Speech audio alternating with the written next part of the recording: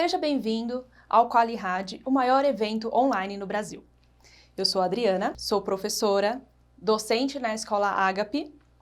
Venho falar sobre o assunto qualidade nos serviços de saúde e segurança do paciente. Sou especialista em qualidade e segurança do paciente pelo Instituto Fiocruz. Atualmente faço MBA em gestão em saúde. Também sou especialista em emergência pela Unifesp. E atualmente eu sou consultora no projeto REAB. É um projeto de apoio à retomada dos hospitais pós-Covid pelo Instituto Sírio-Libanês. Então vamos pensar, o que é qualidade? Qualidade ele é um conceito complexo e dinâmico e que se altera constantemente no tempo e espaço. Então vamos pensar assim, quando você vai comprar um carro, conforme a sua necessidade, você vai avaliar qual tipo de carro você vai comprar. Então nós temos um carro de conforto, pensando que eu vou viajar, então eu vou estar escolhendo esse carro. Eu tenho um carro econômico, pensando aí na minha vida diária, de economia, pensando a gasolina, como é que ela está alta, então eu tenho a escolha de um carro econômico, mas eu também posso escolher um carro esportista, Então eu vou pensar em explorar terras, eu vou andar em trilhas. Então a qualidade é isso. Então eu consigo escolher conforme a minha necessidade. E aí venho falando um pouquinho do que é qualidade, No relatório realizado pela Organização Mundial da Saúde, não existe um consenso mundial na definição de qualidade e nem como deve ser medida. Diferentes culturas, valores, significado do que é bom, expectativas, prioridades. Para alguns significa equidade e compaixão. Para outros significa resultados clínicos ideais. Então, o conceito de qualidade ele não é algo fechado. Cada usuário ele tem uma forma de expressar o conceito de qualidade. E aí eu trouxe alguns estudos que mostram, O Deming fala muito sobre qualidade. Em 1993, ele fala que qualidade é tudo aquilo que melhora o ponto de vista do cliente. Já o Ishikawa, em 85, ele diz que qualidade é satisfazer ao cliente interno e externo, atendendo ou excedendo as suas expectativas através de melhorias contínuas. Nós temos outro estudioso, Dona Bedian, em 1986, que ele fala do cuidado de alta qualidade, que maximiza o bem-estar do paciente após considerar o balanço entre os ganhos e as perdas. Então, aqui são aqueles danos esperados em todas as etapas do processo do cuidado. E aí o Instituto de Medicina, ele fala que qualidade na assistência é o grau em que as organizações de saúde para indivíduos e populações aumentam essa probabilidade de resultados desejados em conhecimento profissional corrente. Então você vê que eu trouxe 4 tipos de estudos que mostram uma variação do conceito de qualidade. E aí, quando a gente fala em qualidade, não tem como eu não falar das 6 dimensões da qualidade. São as dimensões que elas nos norteiam a conseguir e aumentar as expectativas quanto à qualidade. Então nós temos o primeiro ponto, A primeira dimensão é pontualidade. No caso, eu trabalho a redução no tempo de espera de atrasos potencialmente danosos, tanto para quem recebe, para quem presta o cuidado. Então, vamos dar um exemplo aqui de um agendamento. Quando eu agendo um exame, ele tem que ocorrer no momento certo, Eu tenho um preparo desse paciente, eu tenho um psicológico envolvido por trás disso. No momento que eu faço esse agendamento, ele tem que ser cumprido, Isso satisfaz o paciente, pensando que o paciente é o nosso foco, Nós temos a segunda dimensão, que é a segurança. Evitar lesões e danos nos pacientes decorrentes do cuidado que tem como objetivo ajudá-los. A nossa segunda dimensão é o foco no cuidado do paciente. Então, o quanto de segurança traz o meu serviço para fazer essa prestação para o meu cliente. E aí eu tenho a terceira dimensão, que é efetividade. A efetividade é quando o meu cuidado ele é baseado no conhecimento científico, para que todos eles possam se beneficiar, evitando aí seu uso por aqueles que provavelmente não se beneficiarão. Então vou dar um exemplo quando a gente usa a dimensão de efetividade. Quando eu faço todos os meus procedimentos baseados em protocolos. Então, vou dar um exemplo fácil na nossa agenda, paciente com proteção, com nefroproteção. Então, eu vou aplicar o protocolo de nefroproteção. Ali eu tenho um embasamento científico para conseguir assegurar esse meu paciente. Tá? E aí eu trabalho com eficiência, né? Que é cuidado sem desperdício. Então, a quarta dimensão é eficiência. O quanto eu trabalho sem desperdício, incluindo também o desperdício associado ao uso de equipamentos, suprimentos, ideias e energias.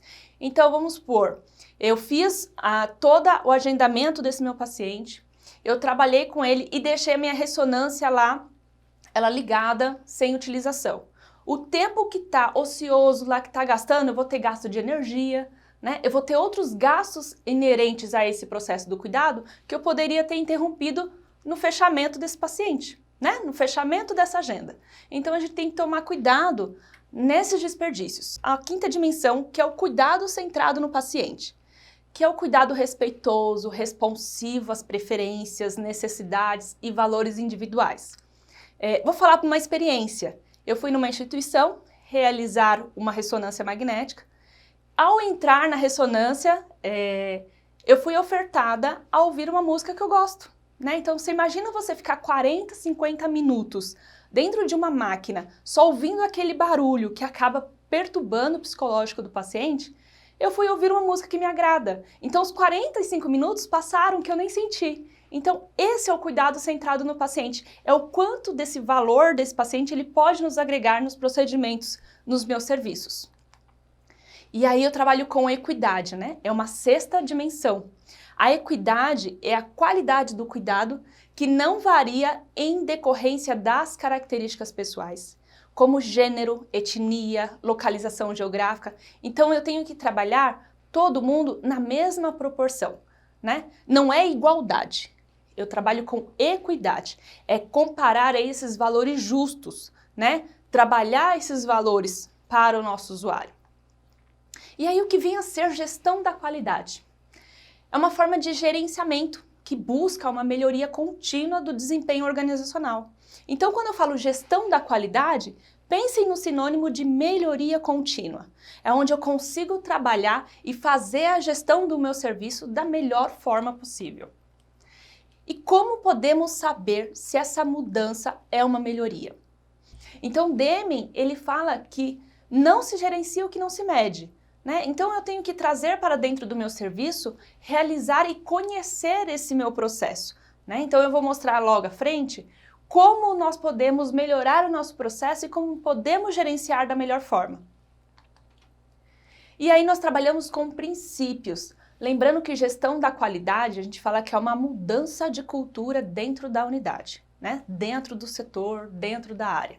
Então, nós trabalhamos com alguns princípios. Sejam eles a liderança comprometida, então sem uma liderança comprometida eu não consigo engajar a minha equipe, eu tenho que ter envolvimento das pessoas, eu falo que é algo que nós temos que trabalhar muito dentro da unidade, né? Como envolver pessoas, como engajar pessoas para dizer que aquela mudança ela é benéfica ao nosso usuário. Abordagem sistêmica, ou seja, eu abordo um todo, eu não fico presa em somente uma tomada de decisão. Eu acabo abordando todo o sistema. Abordagem por processos. Então, uma vez que eu tenho o meu mapeamento de processo, os meus fluxos definidos, eu consigo ter essa abordagem e uma melhor tomada de decisão. E lembrando que tem que ter o quê? Foco no cliente. Responsabilidade ética e social. Aí eu trabalho com melhoria contínua, parceria com os meus fornecedores, que eu vou falar um pouquinho mais na frente, essa relação entre cliente e fornecedor, o quanto é importante, e abordagem factual para a tomada de decisões. Então, isso são princípios que temos que levar quando nós falamos em gestão da qualidade. E aí, para fazer uma implementação do sistema de gestão, o que é necessário? Então, a gente faz um diagnóstico organizacional, nós realizamos aí uma capacitação, conscientizamos as pessoas do que é necessário mudar, implementamos os treinamentos e aí sistematizamos documentação do sistema de gestão, ou seja, eu vou fazer um diagnóstico organizacional, o que a minha instituição precisa. Vou realizar uma capacitação, vou conscientizar a equipe, implemento a mudança e faço esse treinamento. E aí eu vou sistematizar os meus documentos. Então, eu vou saber o que é o protocolo, o que eu preciso de fluxograma, quais são os protocolos que eu preciso gerenciar dentro da minha unidade, né? O que impacta para o meu usuário. Então, para fazer a implementação do sistema de gestão, ele é um conjunto, né? É um conjunto de ações para que a gente consiga alcançar, de fato, o processo de qualidade. E aí eu venho comentar um pouquinho, né? Não tem como falar de qualidade sem falar um pouquinho de acreditação. A acreditação, ela é um sistema de verificação externa para determinar a conformidade, um conjunto de padrões, né? Consistindo, assim, um processo de avaliação de recursos institucionais. Então, a acreditação em si, ela é um processo voluntário, não é obrigatório, tá? Dentro da acreditação, a gente acaba avaliando os pontos de não conformidade de competências técnicas da unidade da instituição. Tá? E aí nós temos alguns modelos. Nós temos a acreditação nacional, que é a metodologia ONA. Então nós temos as IACs, que são as instituições acreditadoras. Elas, cada uma, ela comporta um tipo de metodologia.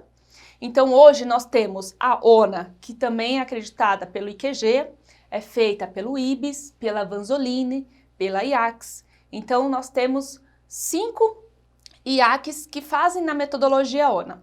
Então a metodologia ONA, ela tem 3 níveis, né? Eu não falo mais níveis, mas são estágios, né? O acreditado, acreditado pleno e acreditado com excelência. Tanto o setor pode ser acreditado com a metodologia ONA, quanto a instituição como um todo. Que aí é aquele objetivo, né? Eu avalio todas as conformidades relacionadas às competências técnicas da instituição. Então, quanto vocês conseguiram cumprir para poder, de fato, eu ter esse processo certificado. E aí nós temos as internacionais, que é a Joint Commission. Eu tenho a AXA, que ela é europeia, e eu tenho a Akhementon, né? Que ela é canadense. E também nós temos uma que é voltada para a área da radiologia, que é o PAD, né? É o Programa de Acreditação em Diagnóstico por Imagem. E nós temos também o PALC, que é voltado para laboratório, análise patológica e análise clínica. Então esses são os tipos de acreditação que nós podemos ter em nossas unidades. E aí vem a certificação por distinção, que provavelmente você já ouviu falar em uma delas. Como, por exemplo, a distinção de UTI, então o quanto aquela UTI consegue desenvolver os processos de qualidade, a prevenção de TEV, a certificação de excelência internacional, né, do acidente vascular cerebral. Então pode ser que aquela unidade de AVC, ela tenha somente aquela certificação. Certificado por distinção tanto do serviço de hemodinâmica, então provavelmente você já tem conhecido uma unidade que tenha esse processo de certificação, de acreditação.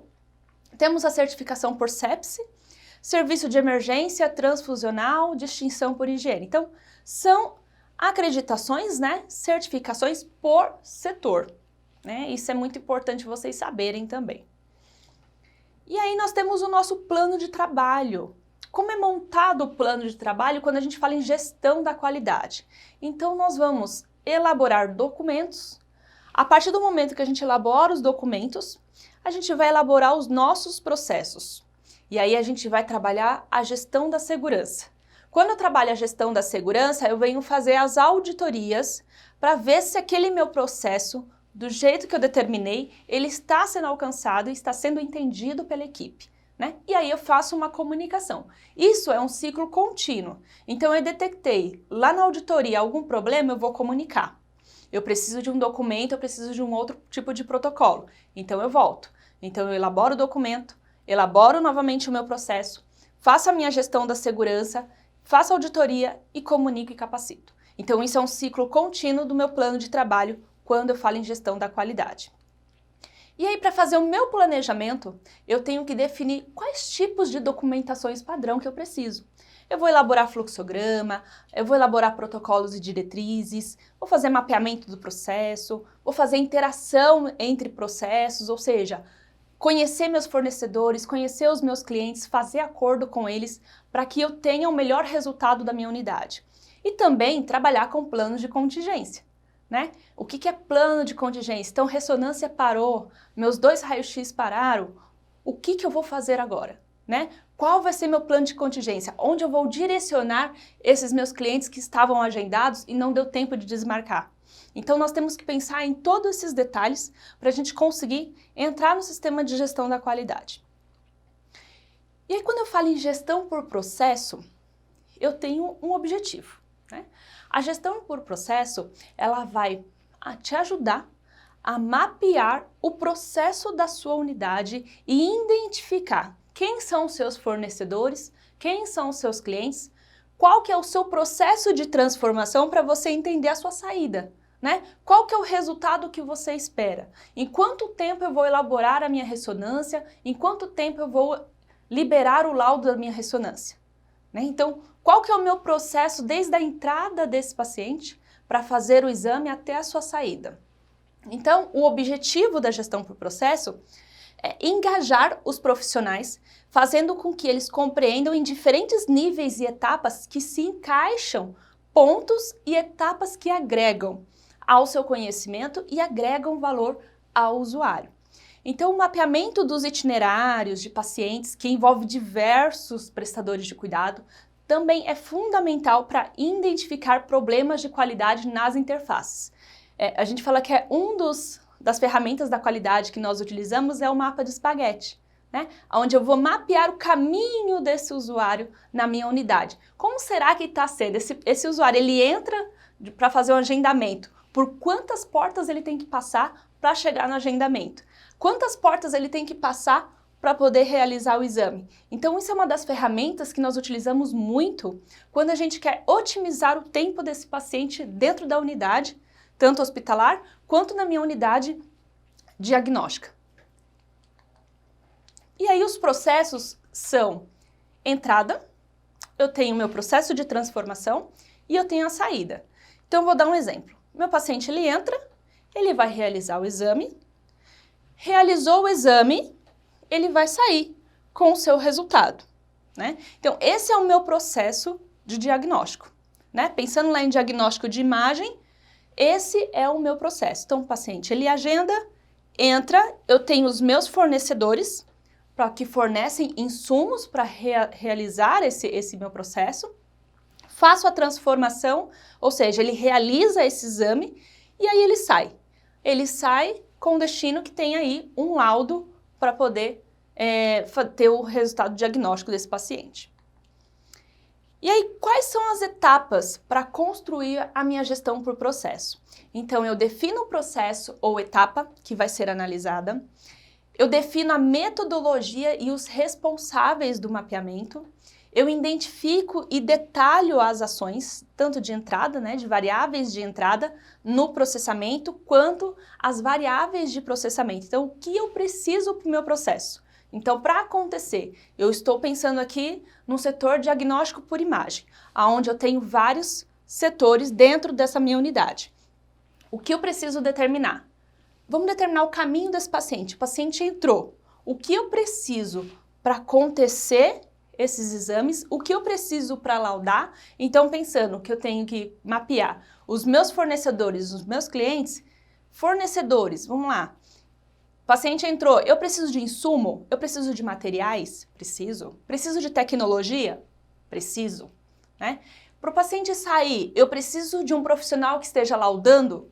Preciso. Então, o médico, ele é meu cliente e também é meu fornecedor, porque ele traz paciente para a minha unidade. Então, quando eu faço todo esse mapeamento, eu vou identificar todos os meus processos de entrada que ajudam a conseguir transformar esse meu processo e para realizar a sua saída. Então, eu tenho que identificar todos os meus aspectos operacionais e administrativos relativos a cada etapa.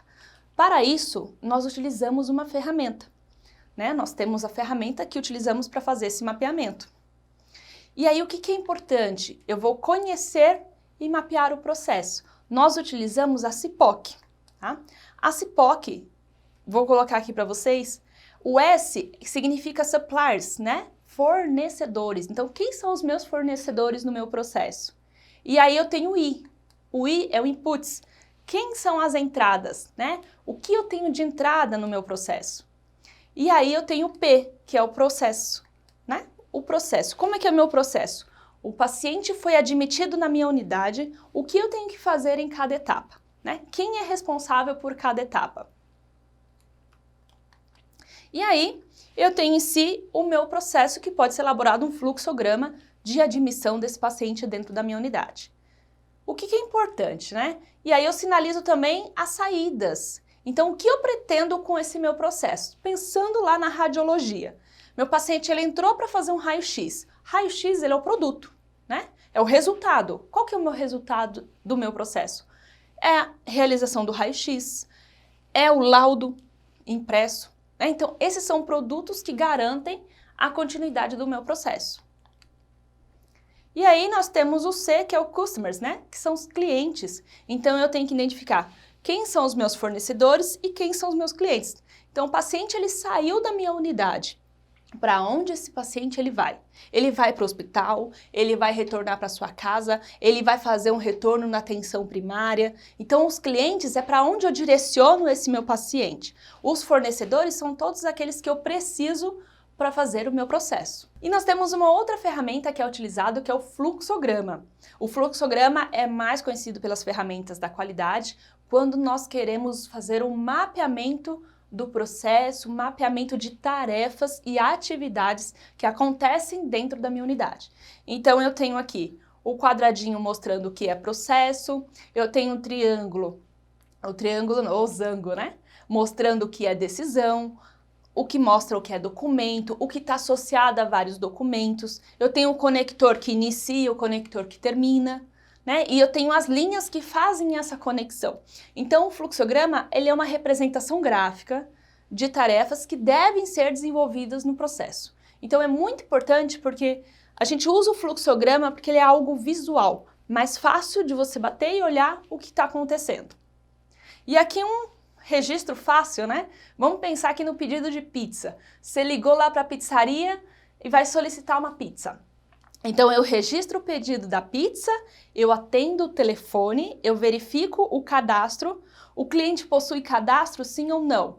Não. Aí eu vou realizar o cadastro no meu sistema. Ah, ele é um cliente que já tem um cadastro. Ótimo, eu vou registrar o tamanho da pizza. Então, ele vai dando a continuidade. Registrar sabores selecionados.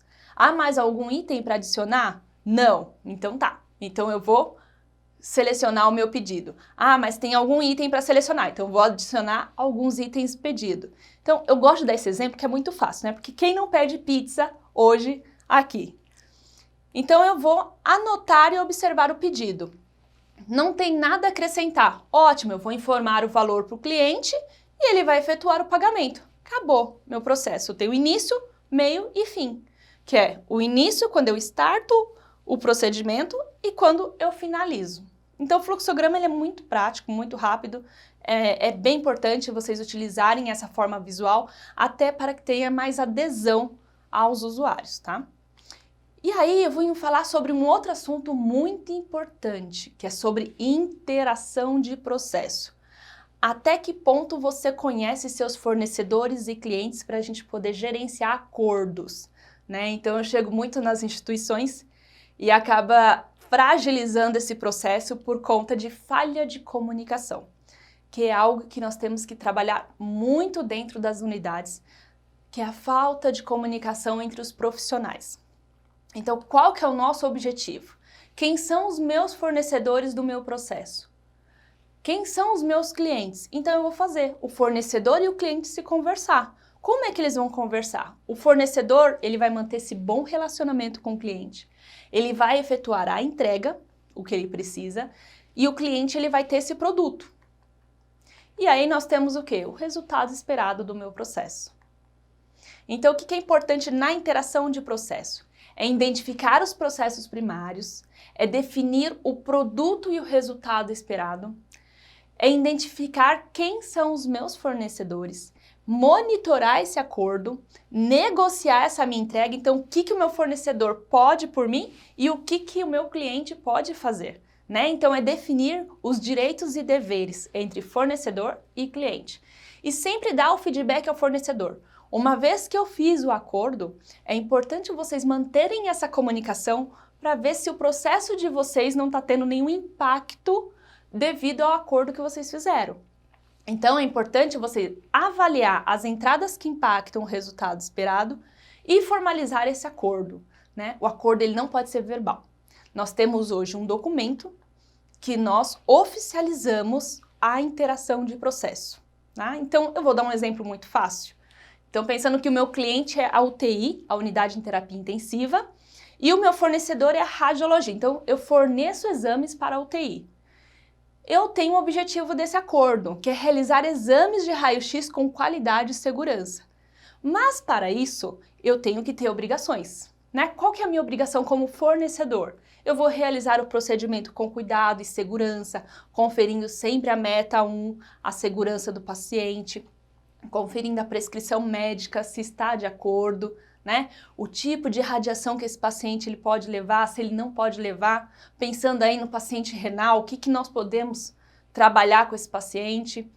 Principais obrigações dos clientes. Então, eu cliente, o que eu tenho obrigação?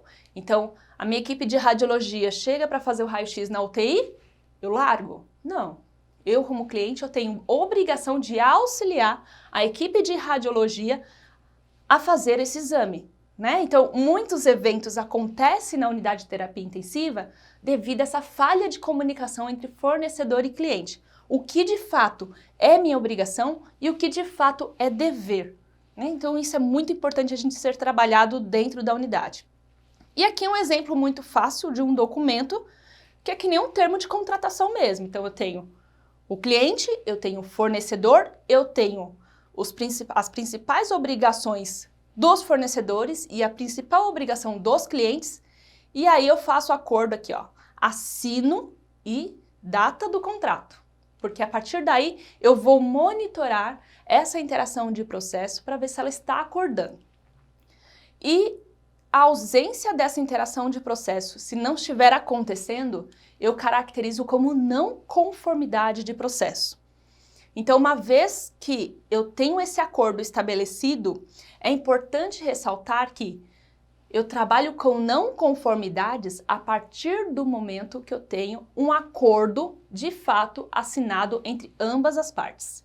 Se eu não tiver acordo, eu falo que isso é verbal, né? Isso não sai do papel. Agora, o momento quando a gente assina o papel, a coisa muda. Então, os usuários começam a se preocupar mais, os fornecedores começam a se preocupar mais e os clientes também, para garantir um resultado esperado que nós assinamos no termo do contrato.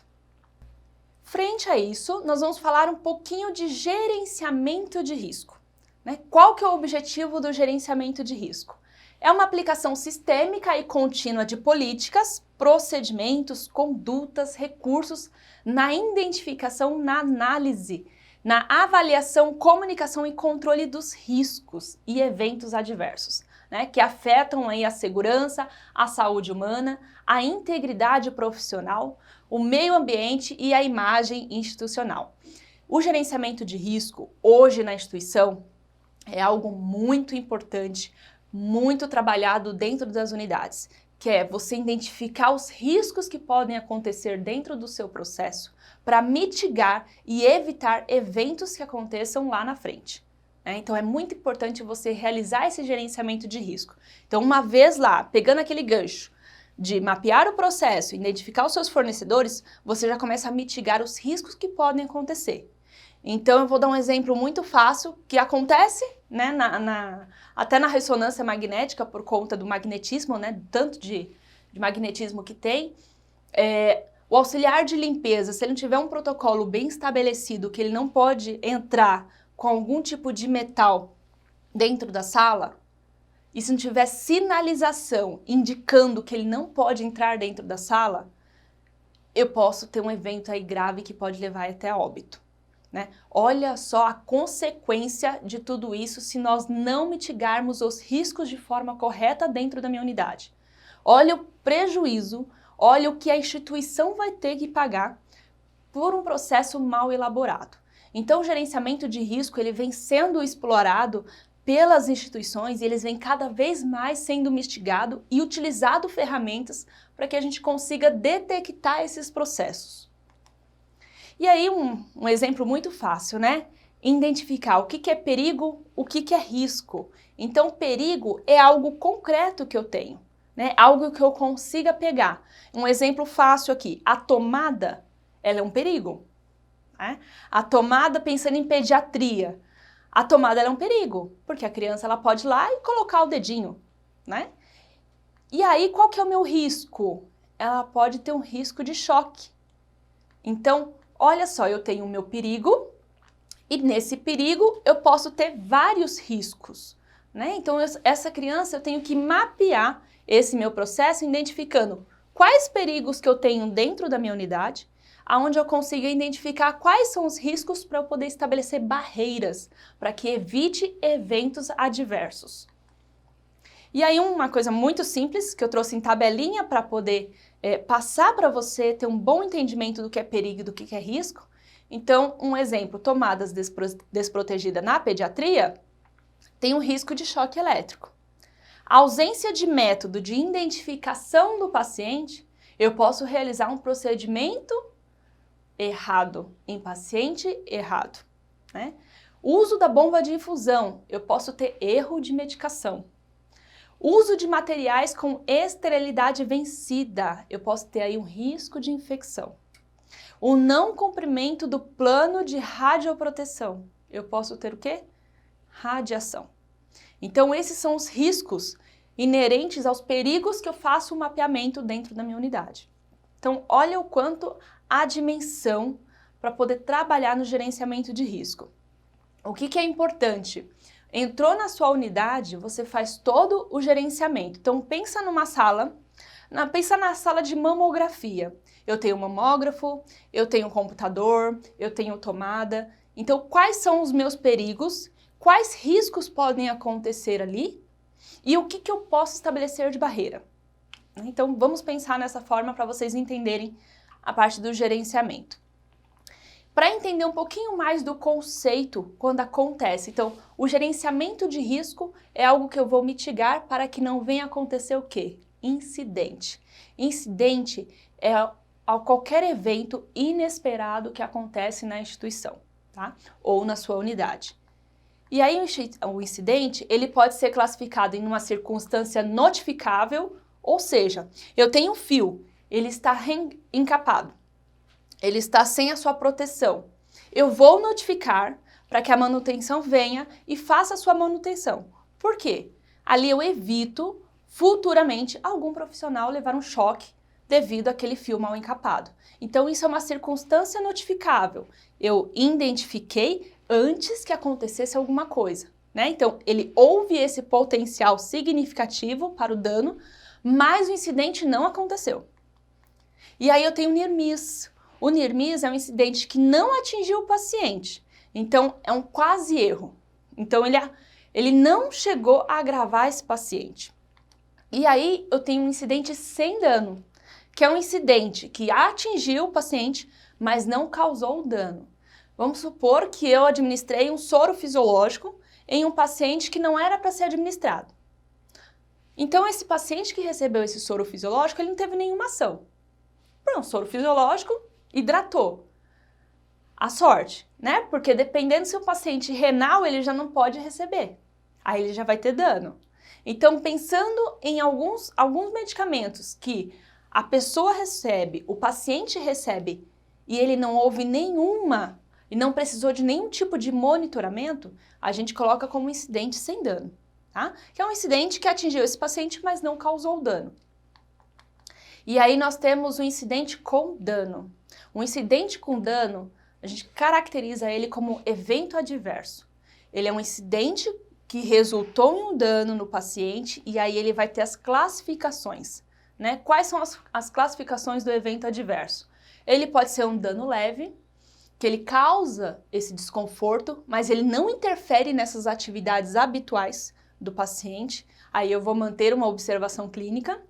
Então, vou dar o mesmo exemplo do soro. Eu administrei o soro fisiológico nesse paciente. Esse paciente, ele tinha uma suspeita de uma uma insuficiência renal. Ele estava no começo. Opa, então eu vou monitorar esse paciente.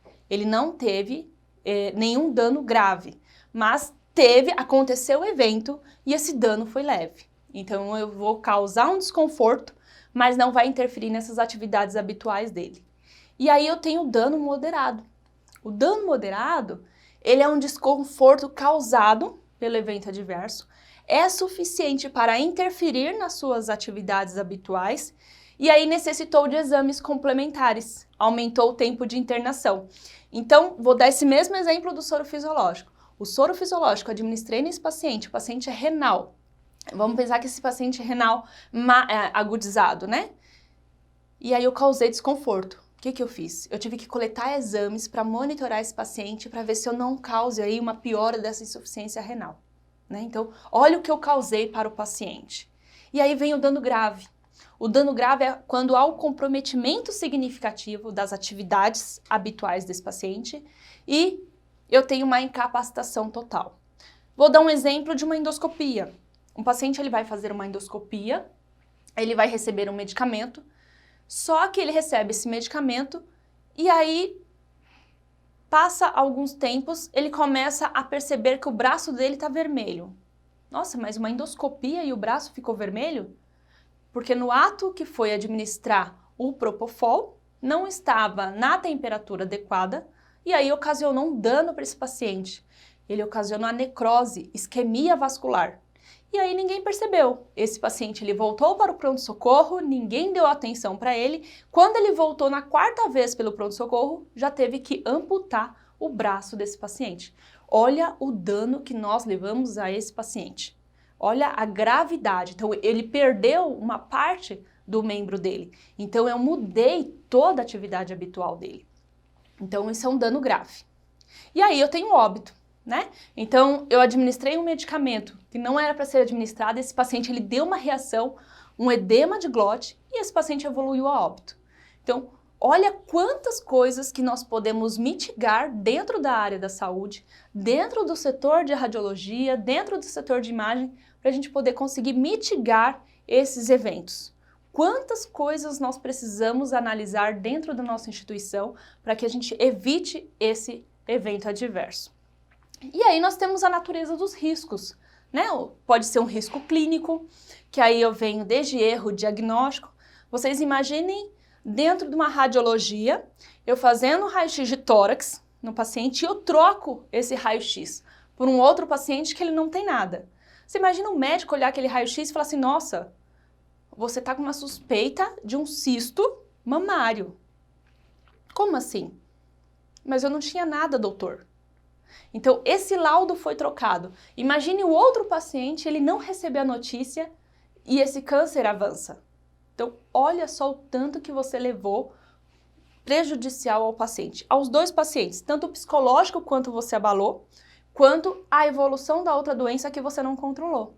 Então, olha a importância de saber os riscos e a natureza dos riscos, né? Então, eu tenho um erro terapêutico também, eu tenho um erro de análise dentro dos riscos clínicos, eu tenho o risco humano, que é a falta de qualificação. Então, quanto o nosso Brasil tem pessoas dentro da área da saúde que não são qualificadas para poder prestar os serviços de saúde, né? Então, pensando nas pessoas que são recém-formadas, quantas pessoas recém-formadas receberam treinamento correto dentro da instituição? Vocês acham que em alguma instituição pública ou em alguma instituição privada ele recebe o treinamento adequado? Eu deixo essa pergunta. Por quê? Eu vejo muitos profissionais saindo recém-formados e se você não pega eles para poder capacitar e voltar para conseguir desenvolver o seu processo, a gente tem profissionais aí falhos e acaba acontecendo eventos que começam a sair nas mídias, né? Então, vaselina trocada, o que aconteceu para ter essa vaselina, né? Erro terapêutico, o que aconteceu para dar esse diagnóstico? Então, olha só o quanto de eventos nós temos, o quanto de incidentes acontece dentro do mundo da saúde, né? O quanto é importante a gente entender e mitigar esses eventos. E aí eu tenho os riscos biológicos, que é a parte de contaminação e intoxicação, né? Será que eu estou fazendo o controle adequado? Será que o meu protocolo está adequado? E aí eu tenho os riscos físicos, que é eletrocução, radiação. Então, será que está blindado realmente a minha parede? Será que ela está preparada para eu conseguir fazer esses exames? Vamos pensar numa densitometria óssea, né? O quanto eu preciso de proteção para poder preparar esse meu paciente? Será que a minha estrutura está adequada para fazer? Então, nós temos que pensar em tudo isso quando a gente trabalha com o processo de segurança, com o processo de qualidade. E aí, eu tenho algumas etapas para realizar o gerenciamento do risco. Então, vou falar aqui rapidamente quais são as etapas, que eu vou estabelecer o contexto, então eu vou identificar dentro das minhas etapas do gerenciamento de risco o que eu preciso fazer. Então, eu estou numa unidade de terapia intensiva. O que eu preciso identificar da terapia intensiva? Né? Eu vou identificar os meus riscos, o que eu preciso saber. Quais são os meus riscos potenciais? Eu vou analisar o risco, então o quanto esse risco ele pode ser danoso para a minha assistência. Né? Aí eu vou avaliar esse risco, vou estabelecer barreiras, aí eu vou fazer o tratamento desse risco, ou seja, eu vou elaborar protocolos para que ele não venha a acontecer. E aí eu vou monitorar e rever o meu processo e ao mesmo tempo eu vou fazer o quê? Comunicar e consultar. Então é um ciclo contínuo. Quando eu falo em qualidade e segurança do paciente, quando eu falo na etapa de gerenciamento de risco, é um ciclo vicioso, né? Então, a gente não para de identificar riscos dentro da unidade, a gente não para de estabelecer barreiras. Isso é um tempo vicioso, né? Eu não posso parar de melhorar o meu processo, né? Então, é muito importante trabalhar esse processo de segurança dentro da unidade. E aí nós temos as metas de segurança do paciente. Então, frente a tudo isso, a Organização Mundial da Saúde, ela estabeleceu 6 metas que favorecem a segurança do paciente. Então, são elas. Nós temos as internacionais, que são 6 metas, e nós temos as nacionais, que também são 6 metas. A meta 1, eu vou identificar corretamente o paciente. Então, é muito importante confirmar o paciente. É o paciente correto? Nome completo? Então você vai determinar dentro da sua unidade quais são os discriminadores que vão favorecer a meta 1 dentro da sua unidade. Então muitas instituições optam por ser nome completo, data de nascimento ou nome da mãe. Mas isso cabe à sua unidade escolher. É importante ter 3 discriminadores, para que um venha fazer a diferença. Então, quando eu vou identificar corretamente, meu paciente ele entrou, eu já faço essa identificação para que essa identificação acompanhe ele em todo o processo. Então, na meta 1, eu vou identificar corretamente o paciente. Em muitas unidades, acaba ganhando aquela pulseirinha com o nome completo, com os dados do paciente e todas as etapas do processo você confirma nome do paciente, data de nascimento, para garantir que realmente aquele procedimento que você esteja fazendo é naquele paciente. Então é muito importante a meta 1. E aí nós temos a meta 2. A meta 2 é melhorar a comunicação entre os profissionais de saúde. É um desafio dentro das unidades. Então, como melhorar a comunicação? Então, tem ferramentas que nós estabelecemos, como tanto telefone, que quando a gente faz a ordem verbal, ele é gravado e eu consigo ouvir, como ferramentas de metodologias mesmo para facilitar a comunicação desses profissionais. Então, a meta 2, ela vem facilitar e vem receber essas ordens aí de resultados, fazer com que esse processo, ele garanta com segurança toda essa oferta feita pelo profissional e pela instituição. Então, a comunicação é muito importante ser trabalhada dentro da sua unidade. E aí nós temos a meta 3. A meta 3 é melhorar a segurança dos medicamentos de alta vigilância. Então, quais são os medicamentos de alta vigilância dentro do meu setor? Quais eu tenho que fazer dupla checagem? Quais têm o risco danoso ao meu paciente? Então, a meta 3, ela é muito importante ser identificada corretamente. ela ser feita um protocolo de diferenciação desses medicamentos, porque eu preciso sempre do meu outro profissional fazer essa dupla checagem ou até tripla checagem, dependendo do medicamento, né? Então, é muito perigoso aplicar diretamente alguns eletrólitos, né, direto na veia, com alta concentração, sem diluir esse medicamento, então eu posso ter doses que sejam letais. Então, a Organização Mundial, ela trouxe isso com uma preocupação muito grande dentro das unidades, que é fortalecer as metas de segurança dentro da instituição e fortalecer o método de reconstituição de medicamentos, né? Então, a meta 3, ela é muito importante a ser trabalhado dentro da unidade. E aí nós temos a meta 4, que é assegurar a cirurgia em local de intervenção, procedimentos e pacientes corretos, né? Então vamos imaginar que você vai fazer uma biópsia guiada por um ultrassom. Aonde você tem que saber qual que é a lateralidade disso? Aonde eu vou fazer a biópsia, né? Eu tenho que marcar o local, a gente faz um exame para poder fazer essa marcação. Por quê? Acontece muito eventos ainda, né, de troca de membro operado. Então é algo que vem preocupando muito na área da saúde. O quanto a gente consegue garantir a segurança desse paciente no centro cirúrgico, em procedimentos, né? Então procedimentos de hospitais dias, né, que façam esse procedimento rápidos. Então o quanto é importante você trabalhar essa meta 4.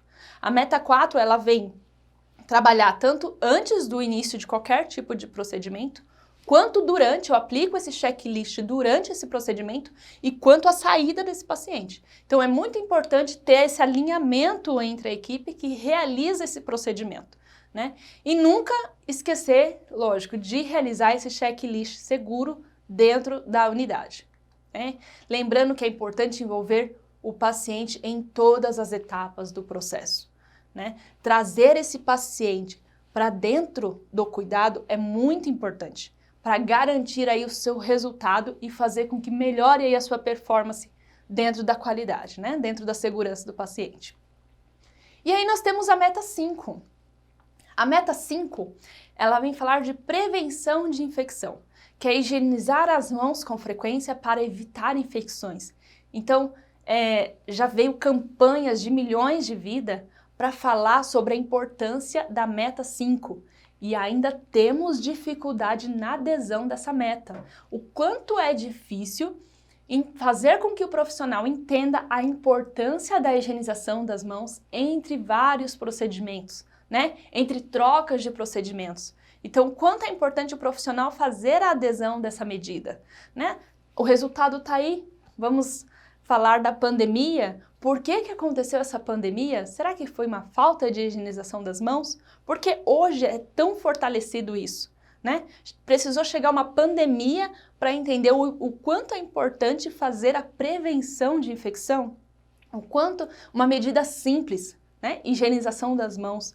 Então, ainda os profissionais de saúde falham nesse processo. Então, por isso que é importante estabelecer como meta prevenir infecção nas unidades, né? Como prevenir? Realizar a higienização das mãos, né? Então, sempre adotar a higienização adequada e constante das mãos, com simples cuidado, né? Então, é possível prevenir e controlar as infecções nos pacientes. Então, essa meta 5, ela vem só para fortalecer o quanto é importante o profissional de saúde fazer essa prevenção. E a meta 6, que é reduzir o risco de lesão ao paciente em decorrência de quedas.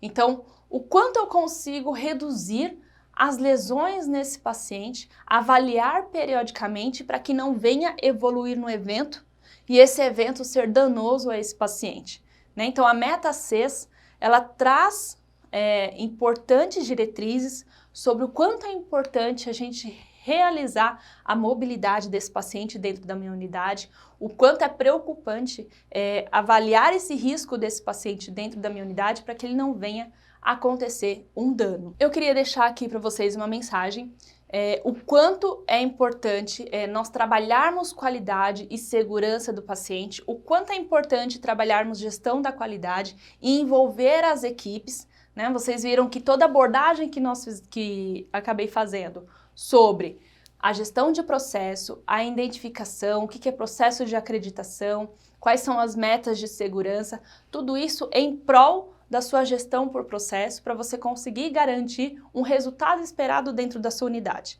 né? Então eu deixo essa mensagem de Érico Veríssimo: quando os ventos de mudança sopram, umas pessoas levantam barreiras, outras constroem moinhos de ventos. Por que eu deixo essa mensagem? Que mudança da cultura de segurança do paciente não é fácil. É algo que vocês conquistam dia a dia, né? Não se decepcionem se vocês um dia falar, olha, eu não consegui. Não, vocês vão conseguir, né? Quando a gente fala em cultura de segurança, pensa em mudar um paradigma, né? Tirar a pessoa do conforto. Isso traz novidades, traz questionamentos entre a equipe e aí a gente consegue pensar melhor e envolver as pessoas para que elas tenham maior adesão dentro desse processo de mudança. Espero que tenham gostado e aguardo vocês na próxima.